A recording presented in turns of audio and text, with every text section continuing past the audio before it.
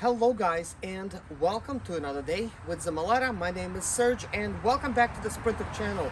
In today's video we're working on a 2015 Freightliner Sprinter. It specifically has a P0299 problem. This is why it came in here, but I discovered that it has other problems. As you guys been keeping up with the channel, you may notice that as I took it out on the drive, I got stranded.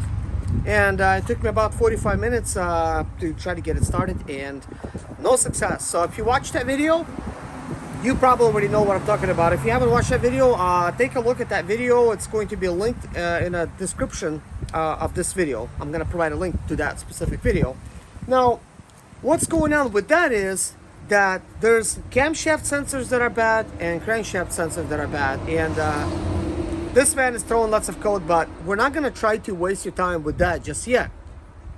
So the purpose of today's video is we're going to try to diagnose the P0299 issue with this van. Apparently, it already visited a shop before me in Florida. This is a Florida vehicle, and they replaced a turbo resonator, and that did not solve the issue. So we're going to dive in deep and see if we could find why this was going on. So that's the purpose and the focus of this video. Now, what is to come in the future videos of this little project, we will be replacing crankshaft position sensor, camshaft position sensor, air filter, fuel filter, water pump, thermostat, serpentine belt, all the pulleys, tensioner, and I will be messing with the transmission as well. We're gonna drain the transmission fluid. We're gonna drop the oil pan, filter, seal. We're gonna remove the 13-pin connector. Then we're gonna drop the valve body, remove all the solenoids, replace the conductor plate, and put everything back and stuff like that. So that is a little rundown of the service that's required on this specific vehicle. So hopefully you stay tuned. But what I will try to do is, however, I'm going to try to separate some of these services, and we're just going to go ahead and dive in. And at the beginning, we just want to find the P0299 reason why that code is present. Why is it throwing the lip mode? And we're going to go ahead and get started. We're not going to waste any time. We're going to need to pop this door open. Pop the hood open.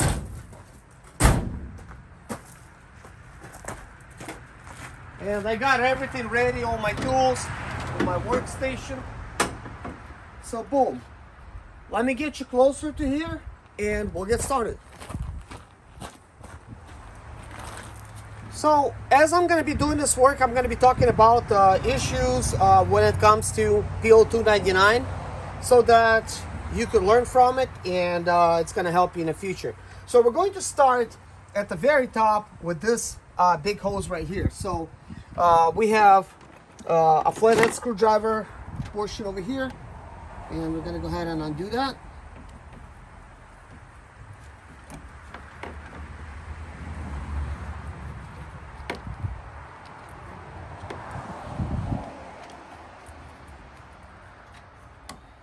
I could already see there's lots of oil back here. Never a good sign.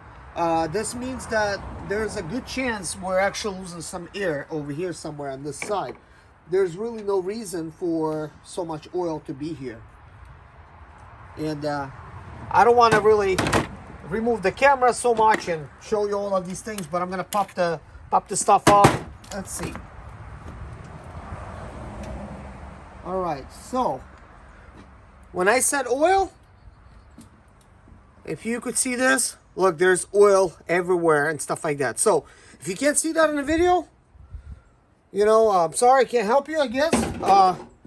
But it is very dirty. So what we're going to do is we're going to take a rag, and I'm just going to try to clean this with the purpose of trying to see if, you know, it's going to maybe make it easier for me to spot anything wrong with the hose. Because when it's this dirty, it's kind of hard to see because the cracks, they get sealed up and stuff like that. So there's lots of oil inside over here where it clips into. So let's take a look around over here. This is a very common place where they leak, and actually anywhere in this pipe they could leak, these hoses. So let's take a look at this hose. There's no apparent cracks at the very top, so I want to basically push this down a little bit and see if this develops any kind of cracks. So that appears to be fine. And then we're just going to basically go up and down, observe this hose. It appears that somebody has painted it in the past, or maybe this is the way it was manufactured, but it's got all of these kind of like, looks like runs, like as you would get from paint. So nothing apparent here. So what we're gonna do is we're gonna wipe this seal down, well, this clamp, because it will keep slipping off with the oil being there and such. And you always want to make sure you put things back as you found it. So that's what we're doing on that one. So let's take a look at this further. So we're going to take a look at this intake over here and see if we could spot any cracks or anything like that. So nothing apparent here. Not saying that this is a common issue, but you have to look. You know, you never know. What if somebody crashed this thing in the past and they developed a holder? Then you're going to be searching for this and you'll never find it. So now I'm going to observe and take a look at this piece. And that piece has all kind of overspray, and it appears to me that, well, for me to even get to it, there's a couple bolts over here. They're behind the light. So I'm trying to remove this you know, plastic hose right there. And the reason I'm trying to remove it is because it does have a lot of overspray and such. So we're going to disconnect that connector for the zip tie, and then we will remember to replace it. So there's that. Okay, this is all a zip tie. Just got stuck on my hands. Now this sensor that I removed, it's all oily. It appears that it does have a seal.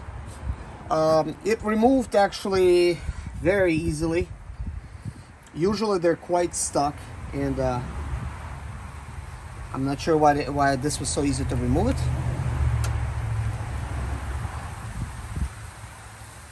I'll tell you one thing is I will not complain about that. Now, when somebody installs clamps, they should really think about next person is going to work on it, because that clamp was twisted this way, and it would be a lot easier for me to come in with a screwdriver and get it from this side. It's no issue really. All I got to do is find the proper socket. So for me to remove it, I believe it's number 8. So let's see. Yeah, it is a number 8. This is a deep socket, so I'm gonna try to use it.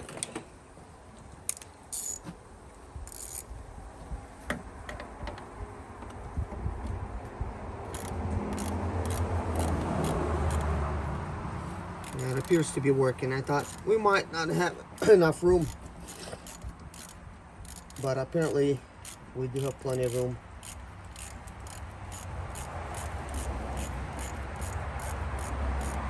Normally to do this, I remove a headlight.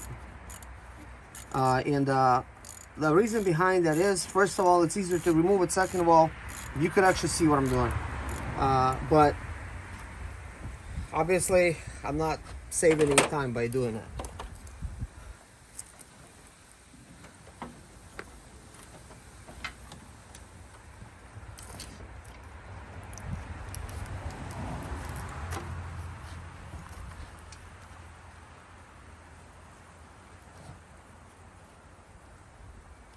See, I'm gonna go ahead and remove this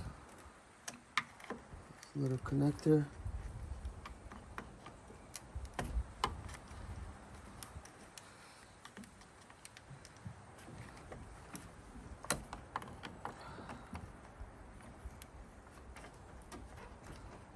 Looks like nobody removed it in a very long time.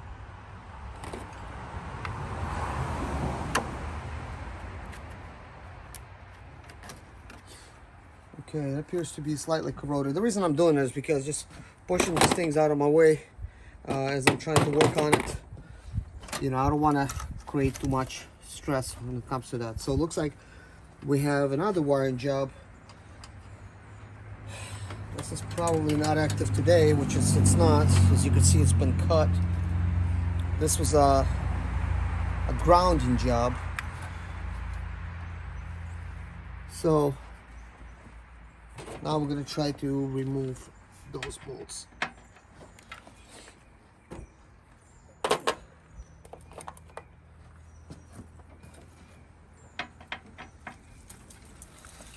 So let's see, this is a T40. I believe it might be a T45.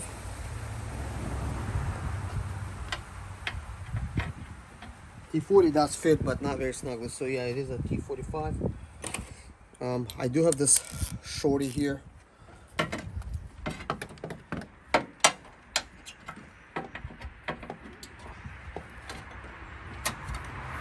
Sometimes these things are so stuck, it's hard to get them, especially at this angle.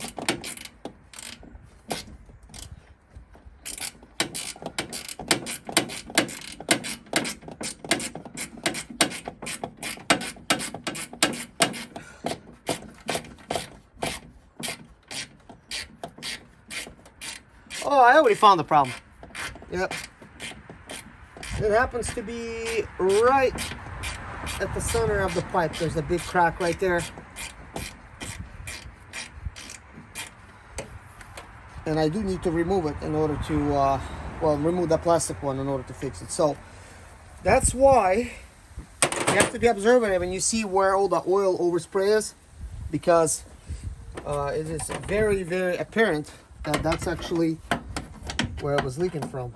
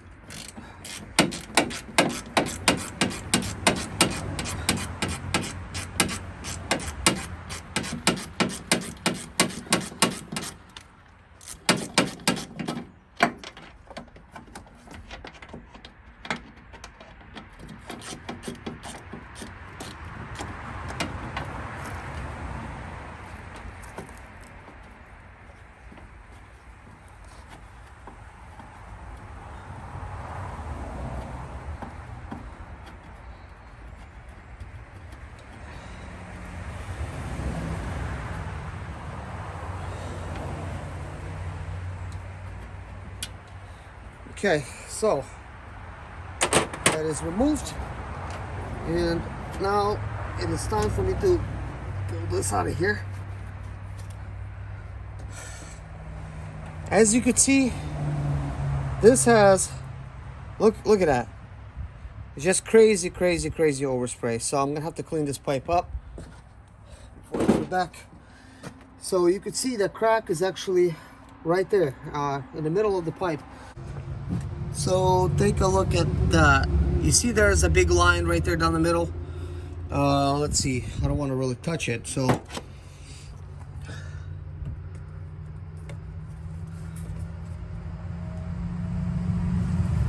trying to do this. See how it opens up right there? Now it's really hard to see that because it looks just like a normal seam of the pipe, but it's not normal. So we just found the source of the P0299, guys.